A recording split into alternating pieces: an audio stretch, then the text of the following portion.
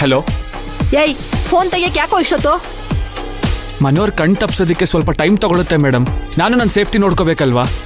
ಈಗ ನಿಮ್ಮ ಮನೆಯವ್ರಿಗೆ ಸೇಫ್ಟಿ ಇಲ್ಲ, ನೀನ್ ನಿನ್ ಬಗ್ಗೆ ಯೋಚನೆ ಮಾಡ್ತಿದ್ಯಾ? ನಮ್ಮ ಕೆಲಸ ಕೆಡಬಾರ್ದು ಅಂದ್ರೆ ನಾನು ಈ ರೀತಿ ಯೋಚನೆ ಮಾಡ್ಬೇಕಲ್ವಾ? ನಾನು ಹೇಳಿದ ಕೆಲಸ ಏನಾಯ್ತು? ಅಯ್ಯೋ, ನೀವೀಗಷ್ಟೇ ಕೆಲ್ಸದ ಬಗ್ಗೆ ಹೇಳಿದ್ದೀರಾ, ಅಷ್ಟು ಬೇಗ ನೀವು ಕೇಳಿದ್ರೆ? ಸ್ವಲ್ಪ ತಾಳ್ಮೆ ಇಟ್ಕೊಳ್ಳಿ ಮೇಡಮ್, ನಾನು ಖಂಡಿತ ನಿಮ್ಮ ಕೆಲಸ ಮಾಡ್ಕೊಡ್ತೀನಿ. ನನ್ ಟೆನ್ಷನ್ ನಿನಗೆ ಅರ್ಥ ಆಗ್ತಾ ಇಲ್ಲ ಕೃಷ್ಣ. ತಾಳ್ಮೆ ಹಿಡ್ಕೊಂಡು ಆರಾಮಾಗಿ ಕುತ್ಕೊಳಕ್ಕೆ ಅಲ್ಲಿ ಬಂದಿರೋದು ನಾರ್ಮಲ್ ಹುಡುಗಿ ಅಲ್ಲ, ಅವಳು ಕ್ರಿಮಿನಲ್ಲು. ಅವಳ ಹತ್ರ ಸುರ್ಬಿ ಫೋನ್ ಇದೆ. ಅವಳಿಗೆ ಸುರ್ಬಿ ವಿಷಯ ಎಲ್ಲ ಗೊತ್ತಿದೆ ಅಂದ್ರೆ ಅವಳ ಉದ್ದೇಶ ಏನಿರ್ಬೋದು ಅಂತ ನೀನೇ ಒಂದ್ಸತಿ ಯೋಚನೆ ಮಾಡು. ಇವಾಗ ಸುರ್ಬಿ ಅಮ್ಮ ನಾಗಲಕ್ಷ್ಮಿ ಕೂಡ ಅವಳಿಗೆ ಸಪೋರ್ಟ್ ಮಾಡ್ತಾ ಇದ್ದಾಳೆ. ನಮ್ಮ ಹತ್ರ ಸಮಯ ಇಲ್ಲ ಕೃಷ್ಣ. ಇಲ್ಲಿ ನಾನು ಒಬ್ಳೆ ಆತರ ಪಡೋದ್ರಿಂದ ಏನು ಯೂಸ್ ಇಲ್ಲ. ಮನೆಯವರಾಗಿ ನಿಮ್ಗೂ ಅದೇ ಕಾಳಜಿ ಇರಬೇಕು. ನಾನು ನನ್ನ ಕೆಲಸ ಮಾಡಬೇಕು ಅಂತಾನೆ ಸರಿಯಾದ ಅವಕಾಶ ಕಾಯ್ತಿದ್ದೆ ಮೇಡಮ್. ಮನೇಲಿ ಎಲ್ಲ ಇರ್ಬೇಕಾದ್ರೆ ಕೆಲಸ ಹೇಗೆ ಮಾಡೋಕ್ಕಾಗತ್ತೆ ಹೇಳಿ ಮೇಡಮ್?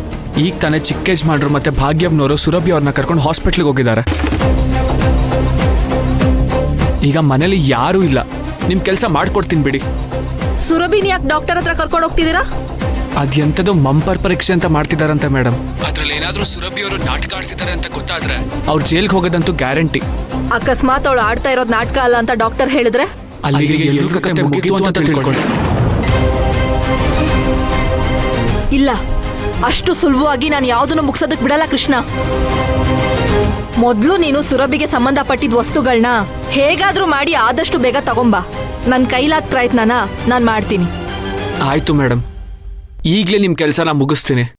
ನನ್ನ ನಂಬಿ. ಕೆಲಸ ಆದ್ಮೇಲೆ ನಾನೇ ನಿಮಗೆ ಕಾಲ್ ಮಾಡ್ತೀನಿ. ಆಯ್ತು, ನಿನ್ ಫೋನ್ಗೋಸ್ಕರನೇ ಕಾಯ್ತಾ ಇರ್ತೀನಿ. ಸರಿ ಮೇಡಮ್. ಛೇ, ಇವಾಗ ತಾನೇ ಕೆಲಸ ಹೇಳಿದಾರೆ, ಅಷ್ಟು ಬೇಗ ಕೆಲಸ ಮುಗಿಸ್ಬೇಕು ಅಂದ್ರೆ ಹೇಗೆ? ಛೇ, ಬಂಪರ್ ಪರೀಕ್ಷೆ ಮಾಡಿಸ್ತಾ ಇದ್ದಾರಾ? ಒಂದ್ ವೇಳೆ ಅವಳು ಹೇಳ್ತಾ ಇರೋದೆಲ್ಲ ಸತ್ಯ ಅಂತ ಆದ್ರೆ?